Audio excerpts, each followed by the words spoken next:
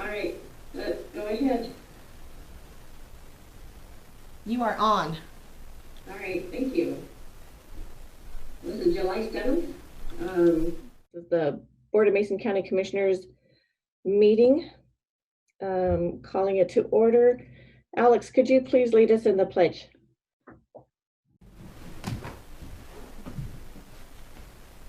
I pledge allegiance to the flag of the United States of America and to the republic for which it stands, one nation, under God, indivisible, with liberty and justice for all.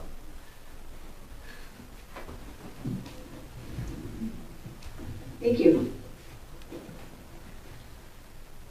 Would the clerk please call roll? Commissioner, District 1, Brandy Netherland.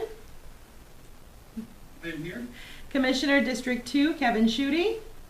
Here. Commissioner, District 3, Sharon Trask. I'm here. Thank you. Moving on to item number 4, correspondence and organizational business. Do we have any correspondence? Washington State Liquor and Cannabis Board sent in a change of location for Wilbur Industries, an approved liquor license for Maddie's Old Town Flowers, an approved marijuana processor license for OGZ Fireweed LLC. They also sent in a liquor license application for the Ridge Motorsports Park and a marijuana license application for Smooth Sailing Ventures. Kevin Hoonan, Patricia Carpenter, Karen Herr, and Barb Parslow sent in letters regarding the Home Rule Charter. Constance Ibsen submitted an application for the On-Site Sewage Advisory Committee. George Blush and Virginia Beach sent in applications for the Housing and Behavioral Health Board. Kevin Frankieberger and Brenda Hershey sent in an application each for the Mason County Board of Equalization. Mason County received a letter from the Federal Energy Regulatory Commission on the subject of a preliminary seismic hazard analysis for the Cushman project. Department of Fish and Wildlife sent in information on the Lower Union River Restoration Project. A letter was received from Jerry and Sue Brockman on the subject of a gravel pit application process. Herb Gerhardt sent in a letter regarding Mason County garbage recycling. And finally, we received a letter from Robert Cobble regarding Grump Ventures LLC proposed gravel mine in Belfair. Great, thank you. And we have a news release, on-site sewage advisory committee vacancy. Ask staff to read that, please. Thank you, Commissioners. We have a news release dated June 30th, 2020. Mason County is seeking one watershed representative to serve on Mason County On-Site Sewage Advisory Committee. This committee provides technical expertise to the Mason County Health Department in the development of ordinances, policies, procedures, and priorities. It will protect public health and be consistent with state and local regulatory mandates. The committee is currently meeting every other month on the second Tuesday at 5 p.m. with special meetings scheduled as necessary. Appointed members may serve up to a 3-year term. Applications to serve on this committee are being accepted until July 17, 2020, 4:30 p.m. and should be submitted to Mason County Health Department at 415 North 6th Street, Shelton, Washington, 98584. Application forms can be obtained from the Commissioner's Office, 360-427-9670, extension 419, or visit our website at www.co.mason.wa.us. Thank you. All right, thank you. Moving on to item number 5. This is the time that we set aside for citizen input.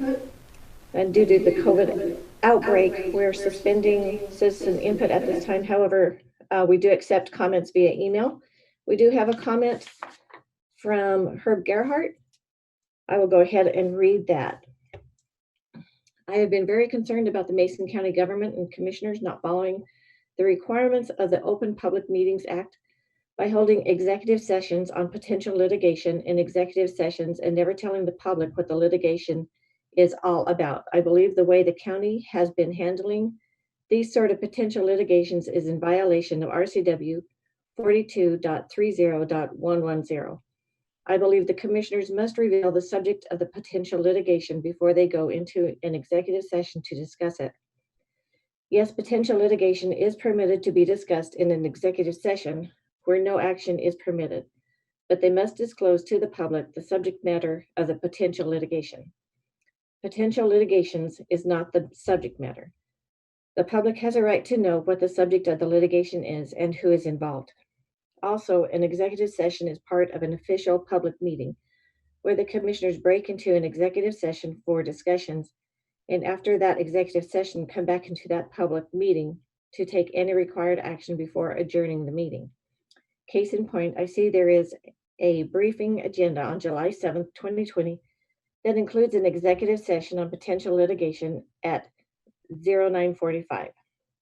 Looking into the meeting agenda for July 7th, 2020, I do not see any executive session listed, which is in violation of the Open Public Meetings Act. I presume the regularly scheduled meeting is expected to be over with before 9:45. From my observations, this practice has been going on for a long time and must stop. The commissioners cannot meet in an executive session unless it breaks out from a currently held public meeting.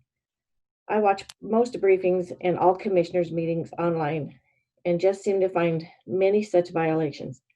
I never seem to be informed as to what these litigations were all about, nor if the county made any settlement payments. I believe the county also needs to inform the public as to who has been or who was involved and what is being done to make sure that whatever happened does not happen again. It is our tax money and we have a right to know. Another recent violation that I keep wondering about is why the format of the commissioner meetings and briefings was recently changed to make them Zoom meetings, but I cannot find anywhere where the commissioners discussed making such a change. Was this decision made behind closed doors?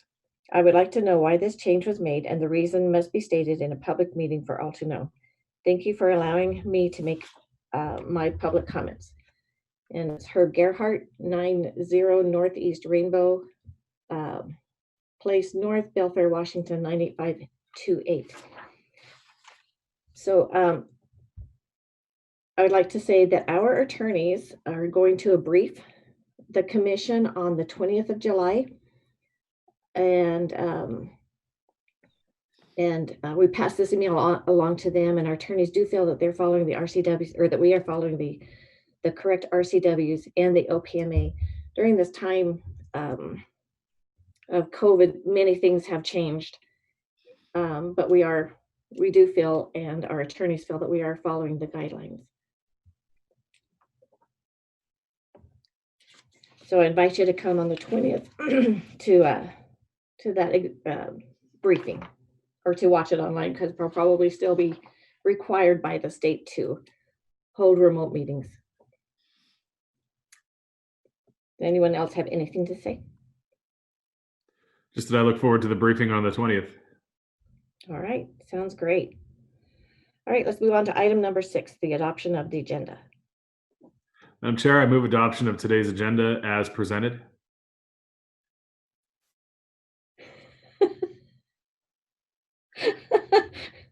Randy, I see your mouth moving, and it looked like you said, "I second." I second. Thank you. So we have a motion and a second to adopt the agenda as presented. All in favor? Aye. Aye. The agenda has been adopted. Moving on to item number 7, approval of minutes. Madam Chair, I move for approval of the minutes June 15th, June 22nd, June 29th of 2020 for the briefing minutes, June 16th and June 23rd, 2020 regular meeting minutes. As Second. presented. Second. We have a motion and a second to approve the June 15th, June 22nd, June 29th, 2020 briefing minutes, June 16th and June 23rd, 2020 regular meeting minutes as presented. All in favor? Aye. Aye. And the minutes are approved. Thank you. Moving on to item number 8, approval of today's action agenda. The commissioners will read through the items on the action agenda, and commissioners can ask questions or have an item removed for a separate discussion and vote. Commissioner Netherland, if you could read items 8.1 through 8.4. Commissioner Schutte, if you could read items 8.5 through 8.8. 8.9, and I will read item 8.10 because I already did a lot of talking. All right, Madam Chair, item number 8.1 reads approval of the resolution for the distribution of public utility district excise tax per RCW 54.28.090. The Mason County Current Expense Fund will receive $734,058.30, and the City of Shelton will receive $91,298.15. Item number 8.2, approval of amendment number 5 to contract N21896-17-5 between Mason County Public Health and Choice Regional Health Network. Item number 8.3, approval to set a public hearing on July 28, 2020 at 6:15 p.m. to consider the rezone of several adjacent parcels from multifamily residential R10 to the mixed use within the Belfair Urban Growth Area. Item number 8.4, approval of warrants and treasurer's electronic remittance. Claims Clearing Fund warrants number 8073164 through 8073347. The amount is $1,896,486.67. Direct Deposit Fund warrants number 69158 through 69547. The amount $732,974.96. Salary Clearing Fund warrants number 7005252 through 7005275. The amount $512,716.21. Madam Chair, item 8.5, approval to reclassify the facilities manager from salary range 29, step 5 to salary range 38, step 0, effective July 1st, 2020, and juvenile court administrator from salary range 37 to range 40, step 3, effective July 1st, 2020. Item 8.7, approval to authorize the chair to execute the local agency federal aid project prospectuses, approved Federal Highway Administration funding for County Road Project 2028, East Agate Road Resurfacing Project.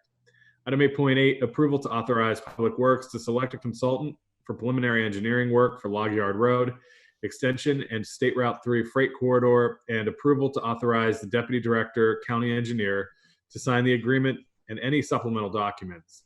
Public Works will announce the consultant selection during a regular commission meeting. Item 8.9, approval to appoint Mike Riggenberg to a 2-year term on the Transportation Improvement Program Citizens Advisory Panel representing transportation. And item 6.10, approval to appoint the following to the Criminal Justice Treatment Account Panel. Peter Jones, member of the Criminal Defense Bar, and Dennis Neal, Substance Abuse Treatment Provider. Now that we've read through the action agenda, are there any items that you would like to be removed for a separate discussion or vote? Not for me. No. All right, do I have a motion? Madam Chair, I move adoption of today's action agenda as presented. I will second. I have a motion and a second to approve today's action agenda as presented. All in favor? Aye. Aye. All right. Action agenda has been adopted. Moving on to item number 10. Oh, sorry, number 9. And I do not see that we have any other department heads or elected officials in the room. So we'll move on to item number 10, public hearings, and we do not have any hearings scheduled at this time as well. So let's move on to item number 11, board reports and calendar. Commissioner Schutte, if you would go first, Commissioner Netherland, and then I will follow. Absolutely. Thank you, Madam Chair. A few items moving forward this week. As was noted earlier, we do have an executive session later this morning, followed by Mason County Finance Committee. I'm really excited for the Finance Committee meeting. We're going to be talking about refinancing some debt potentially based on where current interest rates are. I think it's a good idea for us to look at that. And so we'll be meeting with the Finance Committee to have that discussion.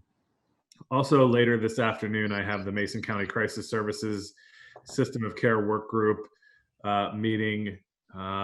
Also this week, have a meeting with Scott Brewer from the Hood Canal Coordinating Council, RIA 14 Watershed Planning, Mason County Lead Policy Work Group meeting.